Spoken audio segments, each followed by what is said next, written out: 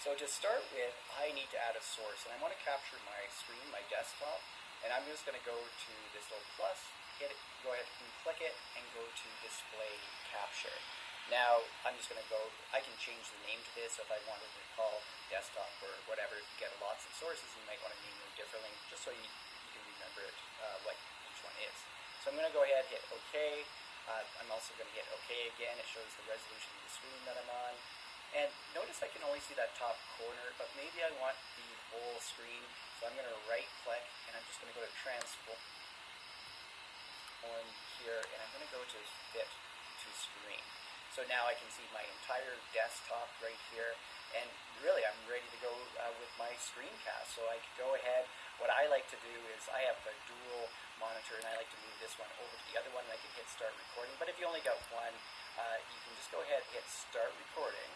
So it's recording right now, and let's say if I was doing a tutorial on Shotcut, and I was showing you a few things, and then I get to the end, and then I go back to OBS, and then I can just click it again and hit stop on it. What I want to show you now, I get rid of Shotcut there, inside this video, inside this folder, I have that what I just created. So if I open this up, so that's how easy, I just captured my screen, what I was showing you there before. So if I go back and just open up OBS again, that's the first step to it. So let's talk about those settings to adjust, and I'll show you what I did to set mine. You can see the settings are right here, and which ones you would probably want to look at. And just as a side note, if you don't want the dark theme, you can quickly change the theme to different colors to get whatever you like on it. There's a few different ones, but I'm not going to mess around with that very much. Go to output, you can see some just different features that you might want to look at, and this is what I want to show you. I set it to that folder over here to go into. You just go ahead and click the browse here, and you can go pick a folder wherever you want. Like I said, I went to that path, I created that path. You could create a new one just so you know exactly where your all your videos are going to be saved on it. You can see the recording format here. I have it on MP4. Yours might be defaulted to FLV, the Flash one. Then just go ahead and change it, because MP4, you're uploading to YouTube, that's what you're going to be wanting to do. So you can just change those right there. With my audio, I have my mic on right here. You can see I just have the other one's disabled, and I picked the mic that I wanted to record with, because I also have a mic on my webcam, but I didn't want to use that one. I wanted to use my better mic for this example here. So once you get those settings, you can just go ahead and click add the display capture, and away you are. You're recording your screen, you have everything set up, and you're going to have the great video. You'll have some editing to do after with those beginning and endings. So here's a tip, especially if you're capturing it with your face in it, it makes it a little harder, but try to end on, if you're looking at the camera, and hold the pause at the end, because it will make it easier to edit if you're putting multiple things together. So I'm going to move on to the next step. I'm going to leave my display capture, because I still want to capture my screen, but now I want to capture my webcam too. So I'm just going to go ahead and add another source. I'm going to hit the plus here, and this time I'm going to go to video capture device. So I'm just going to leave this. Again, I can rename this if I want, but I'm going to go ahead and hit create new, hit OK. It's the Logitech Brio. I can see myself up there. I have the green screen behind me. I'm going to leave the green screen in for this example here. I'm going to hit OK. And now I have this green screen. So I can, you still get the effect, this top layer, I can position where I want to be on the screen. So if I go ahead and I can resize it, and I can move it around to just the place where I want, when I got everything the way I want. This time I'm just moving, I'm going to hit the start recording again, but I'm moving everything off to the side. If you are using dual screens, I'll open up my Shotcut, and I'm going to go ahead and hit start recording. So I'm recording for, let's say, a few seconds, showing a few things in Shotcut, and then I'm just going to go ahead and hit my stop recording, and now I'll go check my folder again. I should have two in here, so you can see, if I go ahead and open this one,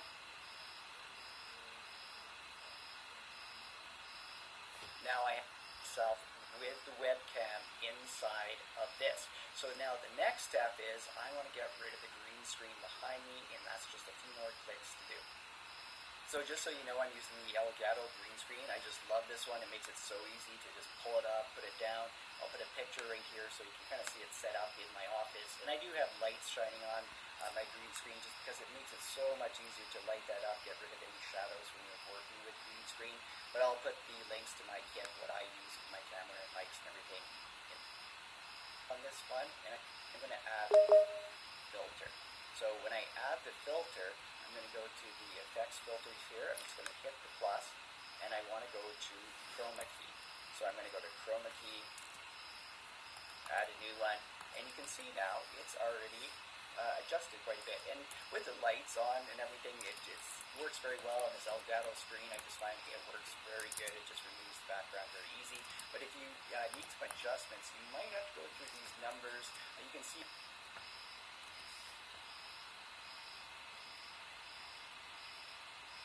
if you're working with different colors, how you can pick any of these and do a custom color, but you might go through and have to adjust. You can pull these, you can see how it changes to get exactly kind of what you want on it. So if I just go back to my defaults here, you can see I'm just going to leave it like that. I'm going to go ahead and hit close, and I can go ahead and start recording again. So I'll do the same example with the shortcut.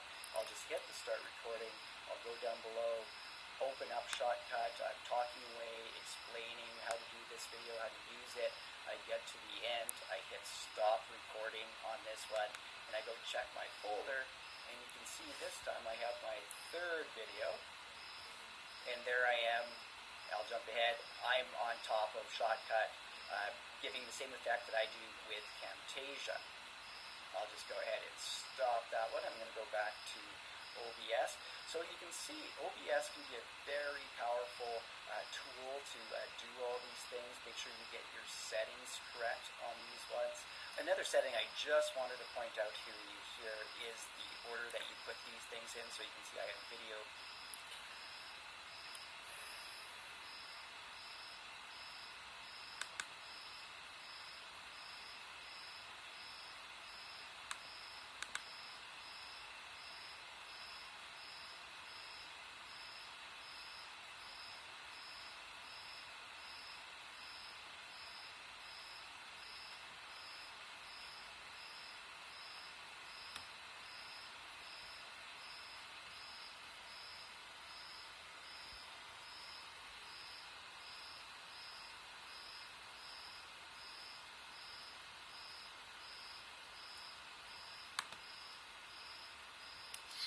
Let's just open it.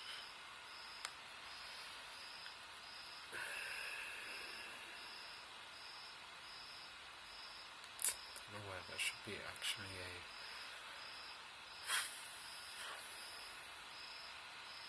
JPEG file. Explosive content.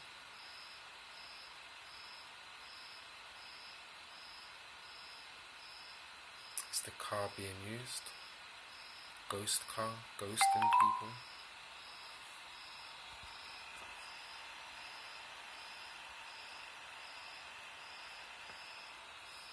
Or is it just being resold and remanufactured and redistributed, upsells and resales by automotive cartels,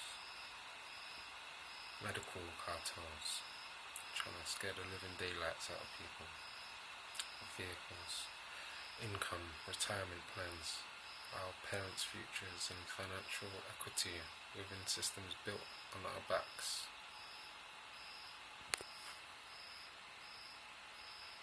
Tell me where the ghost car is, or in front of money. Mercedes-Benz of Medway and Co. involved in time travel experiments. Yeah, how fun. Dope.